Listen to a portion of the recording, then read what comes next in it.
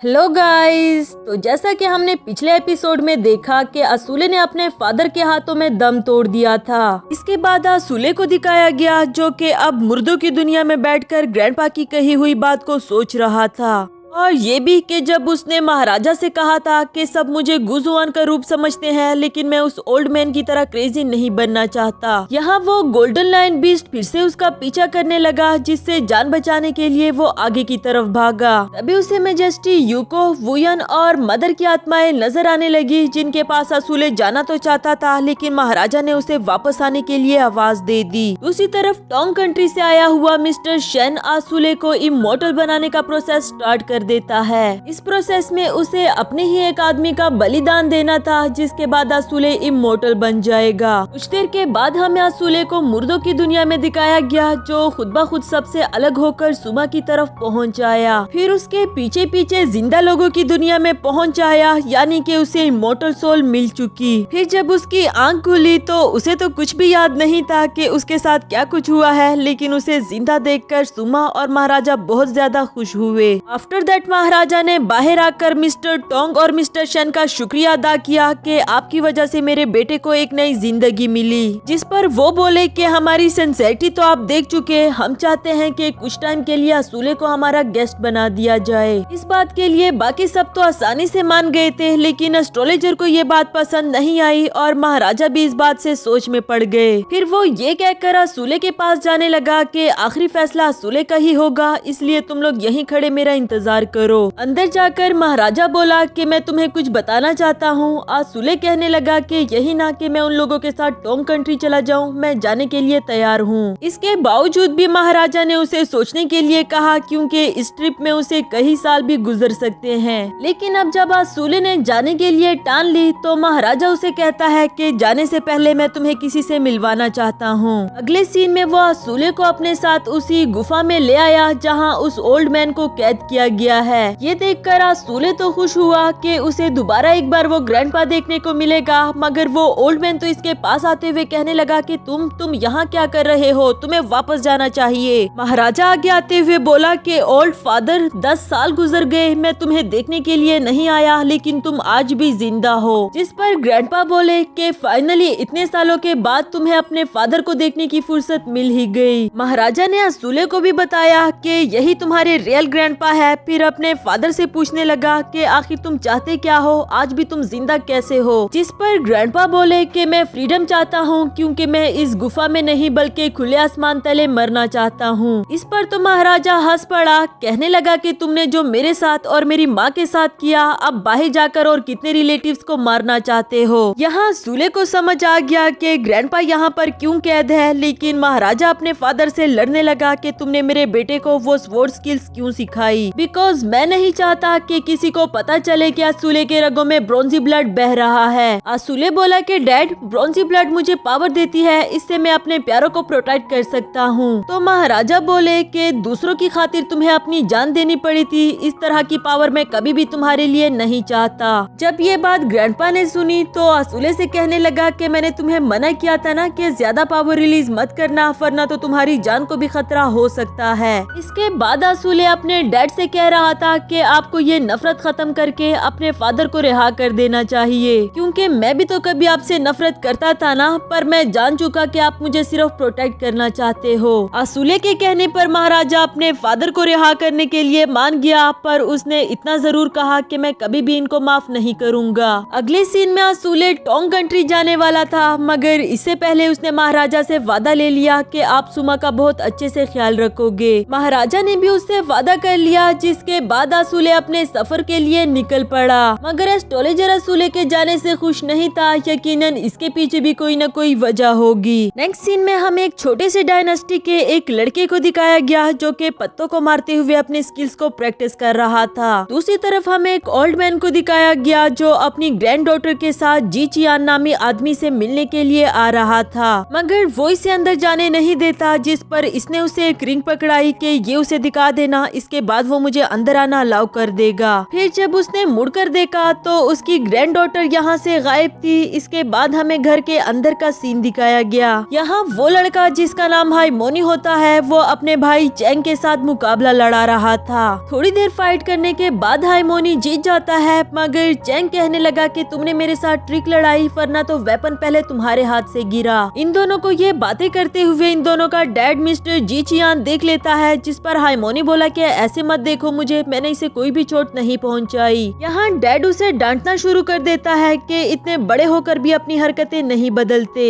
जबकि हाइमोनी को भी अपने डैड से कुछ शिकायतें थी कि आपने सिर्फ चैंग को ही पढ़ाया लिखाया, सिर्फ उसे ही प्यार करते हो। खैर डैड ने मजीद बताया कि मैंने जनरल जी को तुम दोनों का नाम दे दिया है, आने वाले फाइट टूर्नामेंट में तुम दोनों भी पार्टिसिपेट करोगे, और जो भी इस टूर्नामेंट को जीत पाया उसे नान हुआई, जो कि इनका छोटा सा गांव था, उसमें लेफ्टिनेंट जनरल की पोस्ट दी जाएगी। चैंग बोला कि भला इसे जाने की क्या जरूरत, उन सबको तो हराने के लिए मैं अकेला ही काफी हूँ। तभी इनको एक लड़की की हंसने की आवाज आई, जो ऊपर पेड़ में बैठी चैंग से कहती है कि अपने भाई की पावर को अंडर एस्टिमेट मत करो, वो तुमसे कहीं ज्यादा अच्छा लड़ रहा था। हाइमोनी तो उसकी खूबसूरती को देखकर दंग रह गया। एंड टाइम पर ग्रैंडपा भी अंदर पहुंच आया। ग्रैंडपा यहाँ जिसके बारे में इंफॉर्मेशन लेने के लिए आए थे, मिस्टर जी चियान को तो उसके बारे में कुछ भी नहीं पता था, मगर जब ग्रैंडपा ने देखा कि मिस्टर जी चियान ने भी उसी क्लैन से मार्शल आर्ट सीखा जिससे कि उसने, तो फिर दोनों ने ही आपस में फाइट करना स्टार्ट कर दिया।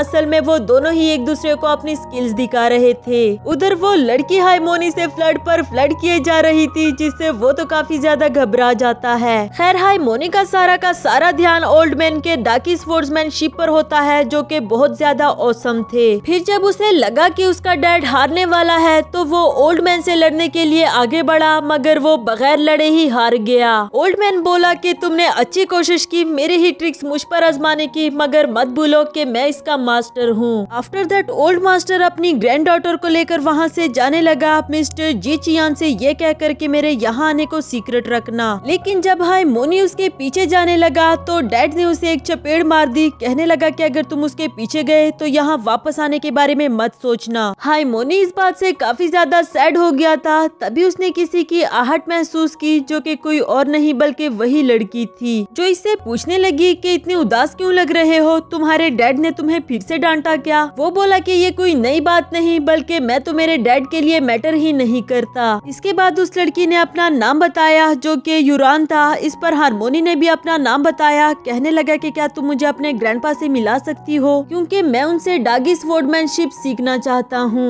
नेक्स्ट सीन में हाइमोनी उसे अपने ग्रैंडपा के पास ले आई। यहाँ हाइमोनी ने बताया कि मैं आपके ट्रिक सीखकर अपने दुश्मनों को हराना चाहता हूँ। ओल्ड मास्टर पहले तो सिखाने में कुछ ज्यादा इंटरेस्टेड नहीं थे, लेकिन बाद में उनको लगा कि ये लड़का वाकई ही सीखने की चाह रखता है। फिर उसने इसे अपने स्वॉर्ड ट्रिक्स के बारे में बताना शुरू कर दिया। इसके बाद हमें कुछ ऐसे सीन्स दिखाए गए जहाँ हाइमोनी तो अपने फाइट टूर्नामेंट की तैयारी में लगा रहता था, मगर यूरन उससे दोस्ती करने की कोशिश करती है। अब प्रीटी तो वो पहले से ही थी, इसलिए हाइमोनी भी ज्यादा देर तक खुद पर कंट्रोल नहीं कर पाया। जब जब यूरन इसे अपने साथ चलने को कहती थी, ये बगैर सोचे समझे चल पड़ता। इस तरह दोनों की काफी अच्छी दोस्ती हो गई। एक दिन जब यूरन हाइमोनी के पास आती है तो चैंग उसे डांटने लगा कि ये हमारी प्राइवेट प्रॉपर्टी है, तुम इसी तरह ही मुंह उठाकर यहाँ पर नहीं आ सकती। इस पर हाइमोनी बोला कि खबरदार अगर तुमने इसे हाथ भी लगाया, ये मेरी दोस्त है। तो चैंग उसका मजाक उड़ाने लग जाता है कि तुम तो ऐसे हक जता रहे हो जैसे फ्यूचर में ये तुमसे शादी कर लेगी। हाइमोनी तो शायद ऐसा ही सोचने लग गया था, लेकिन यूरन इन दोनों की बातों से नाराज होकर वहाँ से चली गई। उसके जाने के बाद चैंग हाइमोनी पर हंसने लगा कि रिलेशनशिप अभी स्टार्ट नहीं हुआ और वो पहले ही तुम्हें छोड़कर चली गई। मैंने कहा था ना कि तुम्हारे पास कुछ भी नहीं बचेगा। हाइमोनी इस बात से काफी ज्यादा उदास हो जाता है। उसकी उदासी रात तक भी खत्म नहीं होती, तभी यूरन उसके पास आई। यहाँ हाइमोनी ने उसे वापस जाने के लिए कहा, जिस पर वो बोली कि अब बस भी कर दो, गुस्सा खत्म भी करो। हाइमोनी बोला कि गलती तुम्हारी नहीं बल्कि मेरी है, असल में मैं कुछ ज्यादा ही सोचने लग गया था। मैं कैसे भूल सकता हूँ कि मेरे बचपन में मेरी मॉम भी एक डिजीज की वजह से गुजर गई और मैंने कितनी टफ जिंदगी गुजारी, तो भला मैं इतना लकी कैसे हो सकता हूँ कि तुम्हारे काबिल बन जाऊँ। यूरन भी उसकी बातें सुनकर सैड हो जाती है, कहने लगी कि मैं भी तुमसे कुछ ज्यादा डिफरेंट नहीं, इस पूरी दुनिया में मेरे पास सिर्फ मेरे ग्रैंडपा ही बचे हैं, लेकिन मैं वादा करती हूँ कि मैं हमेशा तुम्हारे साथ रहूंगी, चाहे कोई तुम्हारे साथ रहे या ना रहे।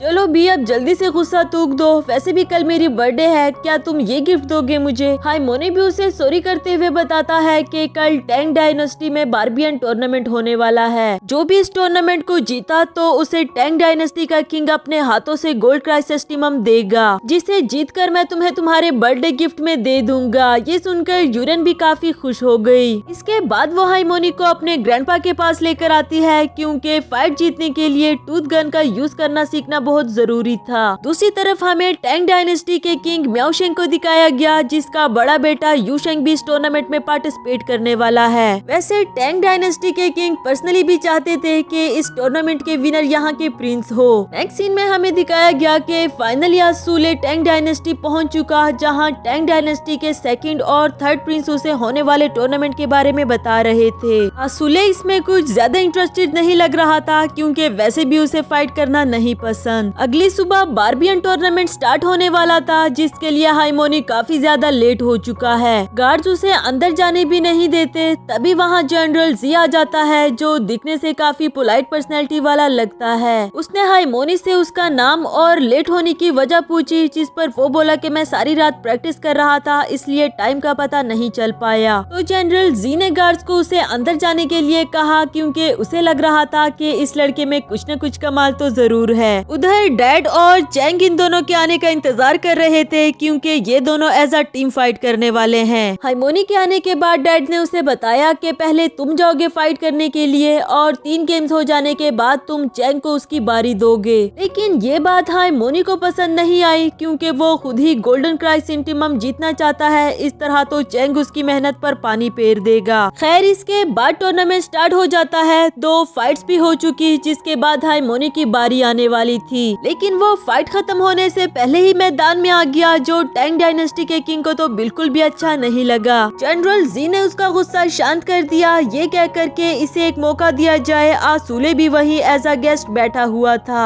इसके बाद हाइमोनी की फाइट को दिखाया गया, जो इतने अच्छे से फाइट करता है कि एक के बाद एक डेसिपल को हराता गया। वैसे तो ये नॉन व्हाइट डायनेस्टी के लिए बहुत खुशी की बात थी, पर हाइमोनी के डैड को कोई खुशी नहीं होती, क्योंकि उनको तो सिर्फ चैंग के जीतने से ही मतलब था।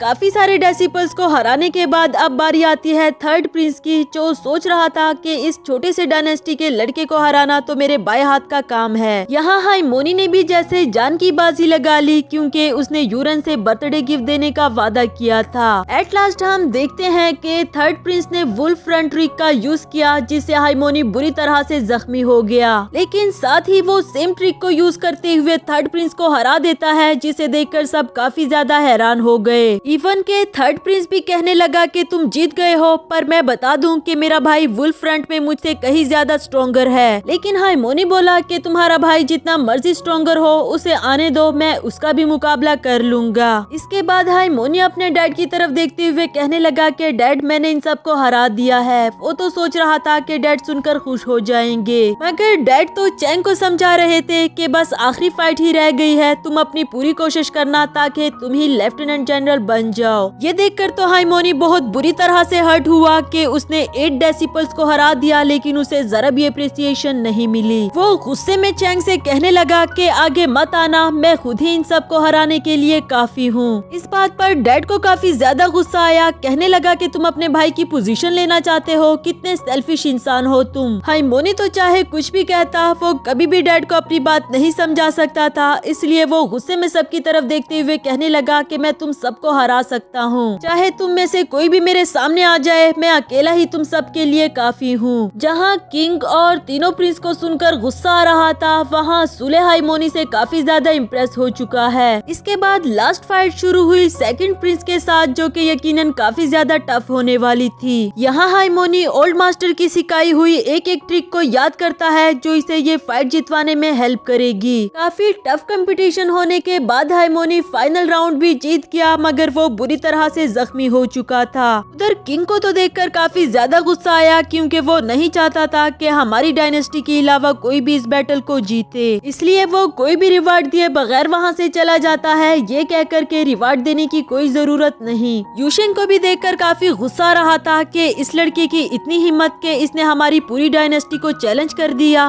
उधर इसके डैड को भी गुस्सा आ रहा था कि इसने तो मेरा सारा का सारा प्लान खराब कर दिया, हमेशा मेरे प्लान के अगेंस्ट काम करता है। मगर जनरल जी पर तो जैसे हार्मोनी का जादू चल गया हो। वो इसे बताता है कि अगर तुम आर्मी ज्वाइन करने का एम्बिशन रखते हो तो मेरे पास जरूर आना। असूले भी इससे काफी ज्यादा इम्प्रेस हो चुका था और अब इसके लिए क्लैपिंग करके इसे अप्रिशिएट करता है, जो उसके अलावा तो और किसी ने भी नहीं किया। नेक्स्ट सीन में असूले को पैलेस के गेस्ट रूम में लेकर आया जाता है, जहाँ उसे बाकी सबसे मिलवाया जा रहा था। अभी यहाँ मिस सुनेंसी आई, जो डोंगलू स्टडी रूम की हेड थी, और असूले की सारी जिम्मेदारी उसे सौंप दी गई। असूले को तो वो काफी प्यारी लगती है, मगर फिर फौरन से उसने अपनी नजरें नीचे कर ली, आखिर वो इससे कहीं ज्यादा बड़ी थी। इसके बाद वो असूले के बालों में कंघा लगा रही थी, जिससे उसको तो अपनी मॉम की याद आने लगी। साथ ही साथ वो अपनी मेमोरीज को मिस सुनेंसी से शेयर करता गया। दूसरी तरफ हार्मोनी, जो कि बेचारा काफी ज्यादा जख्मी हो चुका था, मगर उसे मालूम होता है कि उसके डैड और उसका भाई सिवाय उसे बातें सुनाने के और कुछ भी नहीं करेंगे, इसलिए वो कहीं और रात गुजारने के बारे में सोच लेता है कि तभी अचानक से उसके सामने यूरन आ गई। जबकि हार्मोनी उसका सामना नहीं करना चाहता, काफी शर्मिंदा होता है, कहने लगा कि मुझे माफ कर दो, मैं तुम्हारे लिए गिफ्ट नहीं ला सका। यूरन बोली कि तुम गिफ्ट नहीं ला सके तो क्या हुआ, सारी नानवाई में तुम्हारी बातें चल रही है कि तुमने कितनी बहादुरी से उन सब का मुकाबला किया, मेरे लिए तो सिर्फ इतना ही काफी है। इस बात ने तो हार्मोनी को भी खुश कर दिया कि चलो कोई तो है जिसने मुझे अप्रिशिएट किया। इसके बाद हार्मोनी यूरन को लेकर उसे अपने गांव की सैर कराता है, जैसा कि उसने पहले ही यूरन से वादा किया था। तभी हार्मोनी ने यहाँ पर किसी की आहट महसूस की, जो कोई और नहीं बल्कि टैंग डायनेस्टी के वॉरियर्स थे। यूशेंग भी इनके साथ होता है। असल में ये सब मिलकर हार्मोनी को सबक सिखाना चाहते थे। यूरन भी उनको रोककर पूछने लगी कि तुम लोग कौन हो और इसे क्यों मारना चाहते हो, जिस पर हार्मोनी ने बताया कि ये लोग टैंग डायनेस्टी के वॉरियर्स हैं। यूशेंग ने यूरन को सामने से हटने के लिए कहा। हार्मोनी भी बोला कि तुम्हें चले जाना चाहिए, मुझे इन लोगों से डर नहीं लगता।